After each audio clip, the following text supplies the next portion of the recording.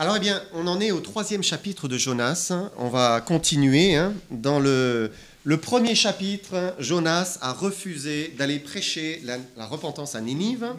Dans le 2e chapitre, il fuit la face de l'Éternel, et il ne veut pas obéir, et il va être châtié pour son péché, mais il va se repentir. Et dans le 3e chapitre, eh bien, Jonas, finalement, va aller prévenir Ninive de son besoin de se repentir. Et on va lire ensemble chapitre 3, versets 1 à 10. Donc, la parole de l'Éternel fut adressée à Jonas une seconde fois en ces mots. « Lève-toi, va à Ninive, la grande ville, et proclame-y la publication que je t'ordonne. » Et Jonas se leva et alla à Ninive, selon la parole de l'Éternel. Or Ninive était une grande ville, très grande ville, de 3 jours de marche. Jonas fit d'abord dans la ville une journée de marche. Il criait et disait « Encore 40 jours, et Ninive est détruite. » Les gens de Ninive crurent à Dieu. Ils publièrent un jeûne et se revêtirent de sacs, depuis les plus grands jusqu'aux plus petits. La chose parvint au roi de Ninive. Il se leva de son trône, ôta son manteau, se couvrit d'un sac et s'assit sur la cendre. Et il fit faire dans Ninive cette publication par ordre du roi et de ses grands, que les hommes et les bêtes, les bœufs et les brebis ne goûtent de rien, ne pèsent point et ne boivent point d'eau. Que les hommes et les bêtes soient couverts de sacs, qu'ils crient à Dieu avec force et qu'ils reviennent tous de leur mauvaise voie et des actes de violence dont leurs mains sont coupables. Qui sait si Dieu ne reviendra pas et ne se repentira pas et s'il ne renoncera pas à son ardente colère, en sorte que nous ne périssions point. Dieu vit qu'ils agissaient ainsi et qu'ils revenaient de leur mauvaise voie. Alors Dieu se repentit du mal qu'il avait résolu de leur faire, et il ne le fit pas. Je vais encore m'incliner dans la prière. Seigneur, merci. Merci, Père, de nous bénir par les Écritures, par ta parole, Seigneur, et je te demande ta grâce, je te demande ta bénédiction. Je te prie pour que tu nous nourrisses, tu fasses du bien à nos âmes, que tu nous enseignes et nous aides à aimer ta parole et à la mettre en pratique. Seigneur, merci parce qu'elle est vivante, elle est agissante, elle travaille dans nos vies et dans nos cœurs, et elle est aussi celle qui sauve, qui convainc les hommes et qui les sauve. Seigneur, que tu bénisses ta parole, au nom de Jésus-Christ. Amen. Donc, Jonas arrive à Ninive, ville immense. Pour l'époque, c'était une ville immense. Aujourd'hui, ça serait une petite ville, mais pour l'époque, c'était immense. Elle est sur les bords du fleuve, le Tigre. Vous savez, il y a l'Euphrate, il y a le Tigre, en Irak. La première mention de la ville de Ninive, on la trouve dans la Genèse. C'est lorsque Nimrod va régner sur Babel. Et juste après, il est fait mention de la fondation de la ville de Ninive. Donc, une ville très ancienne. Une ville, je vous l'avais expliqué, qui a été pendant longtemps mis au rang d'un mythe parce qu'on n'arrivait pas à en trouver les ruines jusqu'à ce que finalement l'archéologie nous les révèle. Et à un moment de son histoire, à son apogée, elle faisait une circonférence de 12 km. Alors, ça nous paraît grand. C'est pas si grand que ça quand vous y réfléchissez parce que Paris, par exemple, c'est plus de 50 km. Si vous prenez la circonférence. Mais pour l'époque, 12 km de circonférence, c'était une très grande ville, parce que toutes les villes étaient beaucoup plus petites. Et alors, on a lu que c'était une très grande ville, 3 jours de marche. Alors, ce n'est pas qu'ils devaient traverser la ville du nord au sud, et puis c'est tout, mais ils devaient probablement parcourir toutes les rues. Et là, effectivement, ça fait plusieurs dizaines de kilomètres de rues. Et donc, c'est là que Jonas est allé prêcher. Ninive, c'était la capitale de la Syrie. On en avait parlé déjà dans un précédent message. C'était un peuple qui était sanguinaire, un peuple qui était très violent. Ninive, là, donc, va se repentir. Mais si vous prenez un siècle plus tard, il y a un prophète, c'est le prophète Nahum, qui a lui aussi prêché sur Ninive. Et il a dit « Malheur à la ville » sanguinaire, pleine de mensonges, pleine de violence, et qui ne cesse de se livrer à la rapine. Nahum 3.1.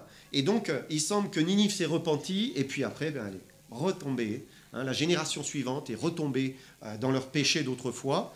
Et donc, voilà, une ville sanguinaire, pleine de mensonges, de violence, de rapine. Et là, vous avez l'idée de la ville de Ninive. Voilà, elle était comme ça, à l'époque de Jonas. mais ça vient nous éclairer. Hein. Donc c'était un peuple, les Assyriens, qui allait frapper toutes les nations aux alentours et qui pratiquaient la torture. Voilà, c'est même pas la peine de décrire tout ce qu'ils faisaient. Hein.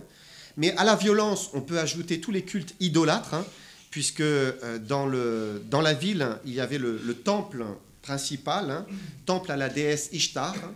Ensuite, il y avait plein d'autres dieux, plein d'autres temples dédiés à Nabu, à Sin, à Nergal, à Shamash.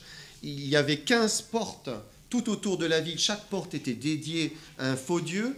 Et celui qui franchissait la porte indûment sans avoir égard au dieu menaçait d'être frappé par le dieu en question. Et finalement, c'était croyance, superstition, violence, cruauté, orgueil. Voilà, c'est un peu tous les mots qui caractérisaient cette ville de Ninive. Alors on lit Jonas 1, verset 2. « Lève-toi, va à Ninive, la grande ville, et crie contre elle, car sa méchanceté est montée jusqu'à moi. » Donc le mal hein, augmente, et puis une fois qu'il atteint un seuil insupportable, alors Dieu dit stop. Et là, c'est ce qui se passe. Et il va y avoir un miracle, c'est un miracle, hein, puisqu'il va y avoir ce que l'on appelle un réveil. Tout d'un coup, ce peuple qui était endurci va se tourner vers l'Éternel, le Créateur, et c'est un miracle, c'est un vrai réveil. Donc on va parler du réveil ce matin. Quand est-ce que le réveil est susceptible d'arriver? Première question. Deuxième question, comment il se produit? Qu'est-ce qu'il produit chez l'homme et qu'est-ce qu'il produit chez Dieu? Donc on va voir ça ensemble ce matin. D'abord, quand le réveil est-il susceptible d'arriver? On vient de dire que là, à Ninive, la méchanceté atteignait son comble. Et c'est là précisément où Dieu va intervenir et envoyer un réveil, un retour vers Dieu, une repentance, des larmes, la consécration. Et c'est frappant quand vous regardez, parce qu'il y a eu différents réveils religieux dans l'histoire, hein, l'histoire de l'Église, vous voyez que souvent, c'était à la suite d'une période justement où c'était une catastrophe. Hein. La foi, le péché, toutes ces choses, hein, la foi était oubliée, le péché était en expansion. Alors je vais vous citer 3 exemples. D'abord, le réveil du pays de Galles, 19e siècle.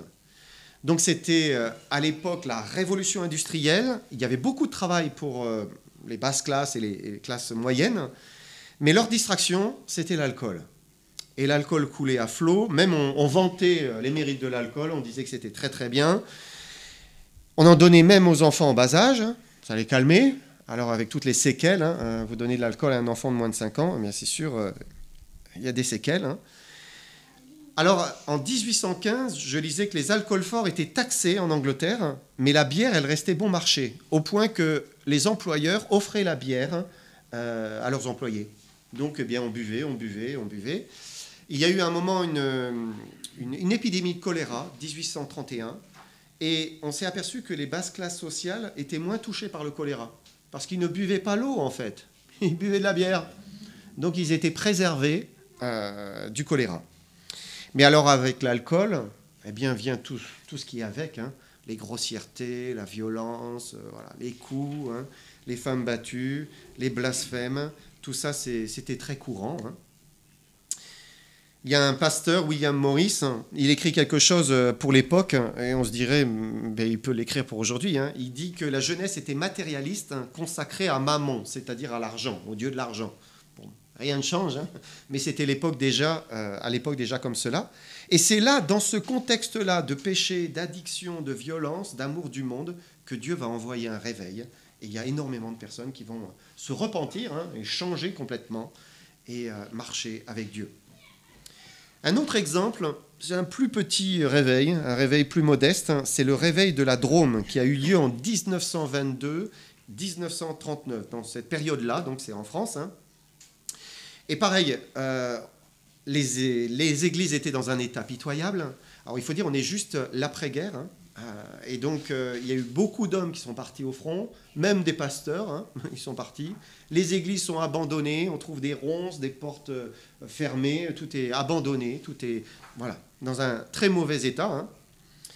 Et c'était vrai pour le protestantisme, mais même vrai pour le catholicisme. Hein. C'était vraiment... alors, je lisais quelque chose, une anecdote. À Vin-Sobre, il y a un prêtre de la paroisse hein, qui était alcoolique.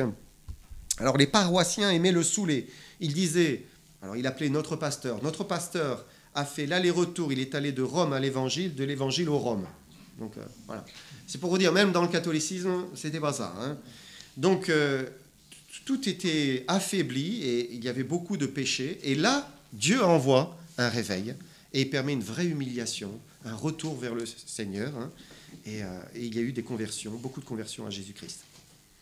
Un autre exemple, alors là je remonte un peu dans le temps et on part aux États-Unis, 18e siècle, c'est Jonathan Edwards. Donc l'esprit des premiers colons était pieux, était bien disposé quand ils sont arrivés aux USA, enfin qui n'étaient pas encore les USA, l'Amérique. Hein. Mais bon, petit à petit, les péchés ont commencé à dominer aussi. Il faut se dire qu'il y avait beaucoup de nationalités différentes hein, venues d'Europe. Hein, et il n'y avait pas encore un gouvernement central qui unissait tous ces peuples qui vivaient ensemble. Il y avait aussi les guerres contre les Indiens, qui ont produit beaucoup de choses inhumaines. La morale, c'était aussi partie de travers. Pourquoi ? Parce que de nouveau l'alcool. Donc c'était exactement comme au Pays de Galles. Donc c'était l'ivresse, c'était les jurons, c'était l'immoralité, toute forme de vice. Hein. Et le péché dominait. Et là, à ce moment-là, Dieu permet que des hommes, dont Jonathan Edwards, prêchent l'évangile, prêchent la repentance. Et il y a énormément de conversions. C'est pour cela aussi que l'Amérique reste une nation profondément chrétienne, hein, imprégnée du christianisme, hein, parce qu'il y a eu ces réveils qui ont ancré la foi chrétienne dans leur cœur. Et c'est plutôt encourageant, je trouve. Quand on regarde notre société, en France, hein, c'est plutôt encourageant. On voit que le péché domine, hein, notre société moderne, hein, on l'accepte. Il y a des lois, on n'est pas d'accord. Hein. On dit non, c'est pas juste. Hein. On peut dire qu'il y a même un dérèglement sexuel programmé des nouvelles générations. C'est ça, hein. On est en train de les programmer, les dérégler. C'est volontaire. Hein. Voilà, tout est bien. Le péché augmente. Hein. Mais c'est justement dans des périodes sombres, des périodes terribles, hein, que Dieu peut se révéler, Dieu peut se manifester, Dieu peut convaincre de péché, de justice, de jugement. Et il ne faut pas oublier ce que Jésus a dit. Hein. Jésus a dit, car le Fils de l'homme est venu chercher et sauver ce qui était perdu. Donc voilà, c'est là où Dieu intervient, hein, il descend. C'est intéressant, il vient chercher, c'est lui qui vient chercher et sauver ce qui est perdu. Alors il y a de l'espoir quand même. Maintenant, si c'est vrai au niveau de la société, c'est vrai aussi au niveau personnel. Hein. Ça veut dire que parfois, nous aussi, hein, on peut vivre des périodes de vie où c'est pas ça. Hein, on s'est écarté du Seigneur, on est loin de lui. Peut-être le péché a repris le dessus, hein, la mondanité règne en nous. Hein. Il y a des vieilles addictions qui reviennent, mais si on supplie à Dieu, si on crie, hein, ben Dieu peut envoyer un réveil. Dieu peut ramener véritablement le cœur, hein, parce que le Seigneur eh bien, veut sauver les hommes et il veut nous sauver nous aussi de nous-mêmes parfois. Hein. Quand on est au fond et qu'on touche vraiment le fond, ben, c'est là où on peut, par la grâce de Dieu, voilà, donner une impulsion, remonter et recevoir cette force miraculeuse, divine, pour sortir la tête de l'eau et marcher avec lui. Donc quand le réveil est-il susceptible d'arriver ? Ben justement, quand on est loin de Dieu, c'est possible. Ensuite, comment il se produit ? Alors si on s'en tient au livre de Jonas, le réveil est produit par une prédication simple, très simple. Le seul thème, c'est le jugement de Dieu. Dieu dit à Jonas, « Lève-toi, va à Ninive, la grande ville, proclame-y la publication que je t'ordonne. » Alors qu'est-ce qu'il lui ordonnait de publier ? « Chers Ninivites, Dieu m'a envoyé pour vous dire que Dieu est bon, il est miséricordieux, plein de grâce, il va vous envoyer le Messie. Vous savez, il fait beaucoup de bien dans ma vie, hein. Il me parle, il m'exauce. » Est-ce que c'était son message ? Eh non, ce n'était pas son message. Hein. Sa prédication était beaucoup plus directe, incisive. Encore 40 jours, et Ninive est détruite. Encore 40 jours, et Ninive est détruite. Notez bien, il ne dit pas « et Ninive sera détruite », mais il dit déjà « elle est détruite ». C'est arrêté. C'est arrêté. Et donc c'est un message de jugement que Jonas va donner. Hein. Ça nous fait réfléchir aussi sur notre manière d'annoncer l'évangile. Parfois on pourrait occulter cette partie-là, la partie du jugement. Et on parle beaucoup, c'est merveilleux d'appartenir au Seigneur. Voilà, il va te faire du bien. Et voilà, on met beaucoup l'accent et puis on oublie que ce qui sauve, c'est le message de l'évangile. Et le message de l'évangile, c'est aussi un message où, eh bien, on parle de jugement. Quand vous regardez l'histoire de l'Église et ses différents réveils, leur message était aussi très incisif, direct. Hein. Les revivalistes, on les appelait comme ça, hein, ils prêchaient le jugement, la repentance, la foi en Christ, hein, et aussi la perdition éternelle. Voilà, ils prêchaient tout. Par exemple, Jonathan Edwards, dont je vous parlais tout à l'heure, il a prêché un sermon que vous pouvez acheter aujourd'hui et lire en français, hein, très célèbre, dont le titre est « Entre les mains d'un Dieu en colère ». Et il y a je ne sais pas combien de dizaines, de centaines de personnes qui se sont converties. Entre les mains d'un Dieu en colère. Et donc, l'enfer était prêché, il était expliqué, jamais éludé, hein. Après, il est vrai aussi que dans les réveils, ça signifiait aussi un accent qui était mis sur la sainteté de Dieu. La sainteté de Dieu. À chaque fois, c'était une prise de conscience du péché et de la sainteté de Dieu. À la fois chez les chrétiens, qui priaient, qui intercédaient, et puis aussi sur ceux qui recevaient le message. Hein. La vérité, c'est que Dieu est saint, il déteste le péché. Et il met son honneur à juger le péché si le pécheur ne se repent pas. Alors bien sûr, l'amour de Dieu est manifesté hein, en Jésus-Christ, notre Seigneur. Et il y a ce message de la grâce qui est au cœur de l'Évangile. Mais il faut les deux, en fait. Il faut le jugement et il faut la grâce. Les deux. D'ailleurs, c'est intéressant aussi de regarder ce que Paul dit à Timothée. Dans 1 Timothée, chapitre 1, et versets 8 à 11. 1 Timothée 1 et versets 8 à 11, nous lisons ici « Nous n'ignorons pas que la loi est bonne, pourvu qu'on en fasse un usage légitime. Nous savons bien que la loi n'est pas faite pour le juste, mais pour les méchants, les rebelles, les impies, les pécheurs, les irréligieux, les profanes, les parricides, les meurtriers, les débauchés, les homosexuels, les voleurs d'hommes, les menteurs, les parjures, et tout ce qui est contraire à la saine doctrine, conformément à l'évangile de la gloire du Dieu bienheureux, évangile qui m'a été confié. » Et donc, Dieu, on le voit ici, il nous a donné la loi pour montrer qu'il déteste le péché. Et la loi, elle est sévère, elle est très sévère, hein, et elle s'applique pour tous les pécheurs qui ne mettent pas leur confiance en Jésus-Christ. Et Paul dit, ici, il dit, la loi est bonne. Au début, il dit, pourvu qu'on en fasse un usage légitime. Ça veut dire qu'on en fait usage. Hein, on ne peut pas mettre la loi de côté, en disant, on n'en a plus besoin, aujourd'hui on est sous la grâce. Non, il faut en faire un usage, c'est ce qu'il dit, mais un usage légitime. Et il faut connaître et montrer la loi à l'homme pour qu'ensuite il puisse accepter la grâce. J'ai fait un traité sur le présentoir là-bas. D'un côté, c'est la loi, les 10 commandements, et de l'autre côté, c'est la grâce. Alors, je ne sais pas si vous avez déjà pris ce traité et vous avez déjà donné ce traité, mais parfois on peut vouloir donner la grâce, côté de la grâce. Mais non, l'homme a besoin d'entendre la loi.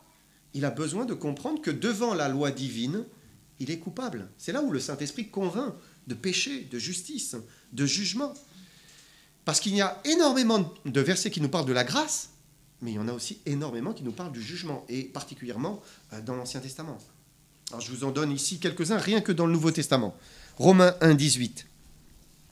Il dit « La colère de Dieu se révèle du ciel contre toute impiété et toute injustice des hommes qui retiennent injustement la vérité captive. » Là, c'est la colère. Jean 3, 36. Celui qui ne croit pas au Fils de Dieu, la colère de Dieu demeure sur lui. Celui qui croit au Fils, il a la vie éternelle. Celui qui ne croit pas au Fils de Dieu, la colère demeure sur lui. Hébreux 10, verset 31. C'est une chose terrible de tomber entre les mains du Dieu vivant. C'est un verset qui peut faire peur ici. C'est une chose terrible. Et là, dans ce chapitre, il est en train de reprendre en disant, mais attention, si vous foulez aux pieds le sang de la croix, Jésus-Christ, le seul moyen de vous sauver, alors il n'y a plus de salut possible. Et vous tomberez entre les mains d'un Dieu en colère à cause du péché. À cause du péché. Parce qu'il ne supporte pas le péché. Il est plein de grâce, mais il juge le péché. Et quand vous lisez la prédication des apôtres, eh bien ça incluait cela. Par exemple, Paul va prêcher à Athènes. Il va dire, acte 17, verset 30, il dit « Dieu, sans tenir compte des temps d'ignorance, annonce maintenant à tous les Athéniens, à tous les hommes, en tout lieu, qu'ils ont à se repentir, parce qu'il a fixé un jour où il jugera le monde selon la justice, par l'homme qu'il a désigné, ce dont il a donné à tous une preuve certaine en le ressuscitant des morts. » Donc là, on voit un message qui est adressé à tous les hommes, en tout lieu. C'est pour toute la terre, toute la terre. On peut relever aussi que dans le livre de Jonas, le message, il est le même pour tous. Les grands, les petits, le peuple, les autorités, le roi. C'est pour tout le monde. Jonas avait le même message. Ce serait intéressant qu'on puisse parler à notre président de la colère de Dieu. Il a besoin aussi d'entendre. Dieu est en colère contre le mal et contre le péché et contre les lois iniques. Lui aussi, il a besoin de se repentir.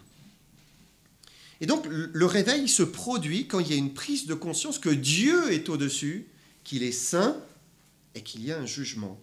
Il est obligé de juger le péché. Il ne peut pas faire autrement, parce qu'il est un juge. Et donc, il jugera le mal. Mais il y a aussi la grâce et la croix pour celui qui vient à lui. Maintenant, qu'est-ce que le réveil produit chez l'homme ? Alors, on va reprendre notre livre de Jonas et simplement lire les versets 5 à 9. Les gens de Ninive crurent en Dieu, ils publièrent un jeûne et se revêtirent de sacs, depuis le plus grand jusqu'au plus petit. La chose parvint au roi de Ninive, il se leva de son trône, ôta son manteau, se couvrit d'un sac et s'assit sur la cendre. Et il fit faire dans Ninive cette publication, par ordre du roi et de ses grands, que les hommes et les bêtes, les bœufs et les brebis ne goûtent de rien, ne pèsent point et ne boivent point d'eau. Que les hommes et les bêtes soient couverts de ça, qu'ils crient à Dieu avec force, et qu'ils reviennent tous de leur mauvaise voie et des actes de violence dont leurs mains sont coupables. Qui sait si Dieu ne reviendra pas et ne se repentira pas, et s'il ne renoncera pas à son ardente colère, en sorte que nous ne périssions point. Et là, on voit que le réveil, c'est la naissance de la foi dans le cœur de l'homme. En tout cas, pour ces Ninivites, là, on le voit, ou plutôt c'est l'orientation de sa foi, puisqu'on a tous une foi, on croit en certaines choses, eux ils croyaient dans leur divinité, mais là c'est l'orientation de leur foi dans le vrai Dieu, dans le Dieu éternel. Ils décident de croire et de prendre au sérieux ce que Dieu est en train de dire. Jusqu'à présent, ils n'ont pas prêté attention, ils n'en faisaient pas cas, ils l'ignoraient, maintenant ils croient. C'est ce qu'il dit, les gens de Ninive crurent en Dieu. Et c'est assez étonnant, c'est surprenant même. Le message de Jonas produit la foi. Alors, vous vous souvenez du message ? Son message n'a pas produit la colère chez eux. Ça aurait pu arriver. Ça arrive parfois. Quand vous parlez d'un jugement, les gens se mettent en colère. Oh, mais c'est quoi ça ? Ça n'a pas produit des railleries, de la moquerie. Ça aurait pu aussi arriver. Ça n'a pas produit de l'indifférence ou du mépris. Mais ça a produit la foi. Alors c'est vrai que le message, il peut produire toutes ces choses, la colère, la raillerie, l'indifférence, le mépris. C'est ce qu'il a produit d'une certaine manière à Athènes. Quand l'apôtre Paul va prêcher, vous vous souvenez, ils ont dit « Ah ouais, on t'entendra là-dessus une autre fois, c'est bon. » Voilà, ils ne croyaient pas. À Corinthe, les Juifs ils étaient pleins d'opposition, pleins d'injures. C'est le même message. Et puis parfois, Paul, il était carrément persécuté, frappé, et voilà, on le jetait de la ville.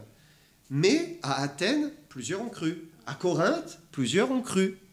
Et partout, finalement, où le message est annoncé, c'est vrai que ça peut produire des mauvaises réactions, mais plusieurs croient. Hein. À chaque fois, il y a la foi. Alors ici, à Ninive, c'était particulier. Parce que là, toute la ville commence à pleurer, à se lamenter, comme si l'Esprit de Dieu était sur eux, hein, et qu'il y a eu une profonde conviction dans leur cœur.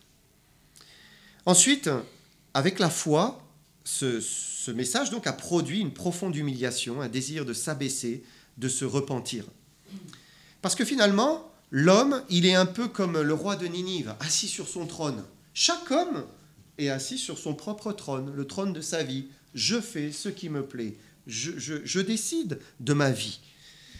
Il est son propre Dieu, il règne sur son futur, enfin, il le pense. Hein. Et le réveil, eh bien, c'est justement quand l'homme se lève de son trône, il en descend, il tombe à genoux, et puis il s'humilie devant Dieu. Ça, c'est le réveil, c'est un vrai réveil. Comme le roi qui est descendu de son trône. C'est très, très, très fort. Hein. Et il faut que nous descendions du trône, hein, et on se mette dans la poussière, et on s'humilie devant le Seigneur. Mais c'est ce message-là qui produit justement cela. C'est un message qui est clair, qui est direct, qui n'est pas tronqué. Dieu, c'est un Dieu de grâce, mais il annonce à tout homme qu'il doit se repentir, parce que sinon, il y aura un jugement qui va tomber sur lui. Et ils se sont tous repentis avec force. Hein. Il le dit. Hein. L'ordre du roi était de crier Dieu avec force et de tous revenir de leur mauvaise voie et des actes de violence dont leurs mains étaient coupables. Donc c'était un changement complet de direction, et c'est incroyable. Un roi sanguinaire, un peuple sanguinaire, qui d'un seul coup prend conscience et se repent, hein. C'est arrivé dans l'histoire. Il y a des bourreaux. Hein. Je crois que dans l'histoire de l'Église, dans les premiers siècles, il y avait quelqu'un qui torturait les premiers chrétiens, hein, et il y a une Blandine qui a été atrocement torturée. On a des écrits, hein, et son bourreau, eh bien, devant ce qui s'est passé, cette femme qui se laissait torturer pour Jésus-Christ et qui ne reniait pas sa foi, a fini par capituler, quoi, hein, capituler, parce que, voilà, Dieu travaille le cœur, hein, justement quand le péché abonde. Dieu travaille le cœur. Et il peut provoquer le réveil, même dans le cœur du pire des hommes. Enfin, qu'est-ce que le réveil produit chez Dieu? Et là, eh bien, on le voit, verset 10. Dieu vit qu'ils agissaient ainsi et qu'ils revenaient de leur mauvaise voie. Alors Dieu se repentit du mal qu'il avait résolu de leur faire, et il ne le fit pas. Et c'est merveilleux, merveilleux. Dieu peut tout pardonner, tout oublier. Enfin, il faut imaginer tout ce qu'ils avaient accumulé comme péché derrière eux. Hein. Et voilà, Dieu change. Il décide de ne pas faire ce qu'il avait résolu de faire. C'était arrêté dans son cœur. Mais là, il y a un changement d'attitude, et il dit non, je ne vais pas le faire. Je ne vais pas le faire. Alors que la colère de Dieu était sur ces Assyriens, Dieu arrête son bras. Et vous savez, des fois, on se dit, mais tout est écrit, de toute façon, je ne pourrais rien changer. Donc, voilà, hein, c'est comme ça. Hein, c'est comme ça. Tout est écrit d'avance. Hein. Mais il y a beaucoup de choses qui dépendent des hommes. À la fois des hommes dans le péché, hein, loin de Dieu, mais aussi des chrétiens. Tout n'est pas écrit, c'est pas vrai. Oui, il y a toute une partie de l'histoire qui est écrite. Toute une partie, c'est sûr, ça arrivera. Hein. Rien ne pourra l'empêcher. Mais il y a aussi plein de petites déviations personnelles dans nos vies et dans la vie des nations. Voilà, il y a des orientations. Comme là, pour cette période de l'histoire, Ninive n'a pas vécu son jugement. Dieu a changé son plan. Et nous, en fonction des choix que nous prenons, eh bien, le plan n'est pas le même. Voilà, il y a des choses qui changent. Hein, tout n'est pas écrit. Et à la vue de prières, toutes ces prières de repentance, de sincère humiliation, Dieu ne le fit pas. Psaume 103, verset 10, hein, il était affiché tout à l'heure, « Il ne nous traite pas selon nos péchés, il ne nous punit pas selon nos iniquités. » Et c'est merveilleux, quoi. Dieu est merveilleux. Il est plein de grâce, hein. Il est sensible au cœur qui est contrit. En fait, il ne dédaigne pas, dit la parole, un cœur qui est brisé, qui s'humilie, qui demande pardon. Il voit le cœur qui s'humilie et qui est sincère. Ésaïe 57, versets 15 et 16. Il dit, « Car ainsi parle le Très-Haut, dont la demeure est éternelle et dont le nom est saint. J'habite dans les lieux élevés et dans la sainteté, mais je suis avec l'homme contrit et humilié, afin de ranimer les esprits humiliés, afin de ranimer les cœurs contrits. Je ne veux pas contester à toujours, ni garder une éternelle colère, quand devant moi tombent en défaillance les esprits, les âmes que j'ai faites. » Parole merveilleuse ici, magnifique. Hein. Voilà ce que dit le Très-Haut, dont la demeure est éternelle, dont la demeure est dans la sainteté. Il est dans des hauteurs inaccessibles, hein, inaccessibles. Mais en même temps, il dit, je suis avec l'homme contrit, avec l'homme humilié. Il descend, hein, il descend, et il s'approche de celui qui a un cœur humble et petit. Et un cœur humain qui descend de son trône, qui descend du trône de son cœur, qui demande sincèrement pardon de toute son âme, Dieu le voit, Dieu s'approche, hein, Dieu pardonne, Dieu vient ranimer le cœur, il vient donner la vie. Une image qui est frappante pour nous dans l'Ancien Testament, c'est le roi Akab, évidemment. Hein. Roi Akab, un des pires rois qu'Israël a connus. Élie a prononcé un jugement sur Akab. Dieu lui a dit de dire, hein, « Voici, je vais faire venir le malheur sur toi, Akab. Je te balayerai, je t'exterminerai, et j'exterminerai quiconque appartient à Akab, celui qui est esclave et celui qui est libre en Israël. » Voilà, c'est fini, c'est arrêté, terminé. Akab s'humilie. Qu'est-ce qu'il peut encore espérer, quoi ? Il a fait tant de mal qu'il n'a plus rien à espérer. Mais il pleure, il se lamente, il s'humilie, il est anéanti en fait, et il est sincère. Alors que c'était un roi horrible. Hein. Et là, la parole de Dieu envers Akab nous laisse pantois. Dieu dit à Élie, « As-tu vu comment Akab s'est humilié devant moi ? Parce qu'il s'est humilié devant moi, je ne ferai pas venir le malheur dans sa vie. » Wow. Dieu est sensible. Et Dieu ajourne son jugement. Il va le repousser plus loin, parce que ses fils ne sont pas mieux que lui. Hein. Donc il va le repousser plus loin, parce qu'il a vu l'humiliation, parce qu'il a vu la contrition. Et l'attitude de l'homme face au message de jugement qui vient peut faire que finalement le jugement est ajourné, il est repoussé, le plan de Dieu change, parce que l'homme a changé d'attitude, il a changé de comportement. Tout n'est pas figé. Dieu dit, je relis verset 16, « Je ne veux pas contester à toujours ni garder une éternelle colère, quand devant moi tombent en défaillance les esprits, les âmes que j'ai faites. » Et la colère de Dieu, elle est réelle. Dieu peut faire tomber sa colère, et ça peut être, et ce sera un jour, hein, on le sait, ça c'est écrit dans l'histoire, hein, parce qu'il y a beaucoup d'hommes qui ne veulent pas et qui ne voudront pas se repentir. Alors la colère de Dieu va tomber, hein, il suffit de lire l'Apocalypse pour voir comment la colère de Dieu est effroyable. Mais si l'homme change, s'il se repent, alors Dieu change également. Sa colère passe et il fait miséricorde. On a un Dieu qui est merveilleux, absolument merveilleux. Et il faut qu'on aille prêcher hein, avec avec espérance. Même si c'est un message qui est dur, hein, ben voilà. Les gens ont besoin d'entendre aussi, hein, sachez qu'il y a un jugement qui vient. Et moi j'y crois. Et la Bible le dit, elle l'affirme. Dieu jugera le péché. Alors, eh bien après, les gens sont capables de comprendre ce qu'est la grâce, une fois qu'ils ont compris le jugement. Que le Seigneur vous bénisse.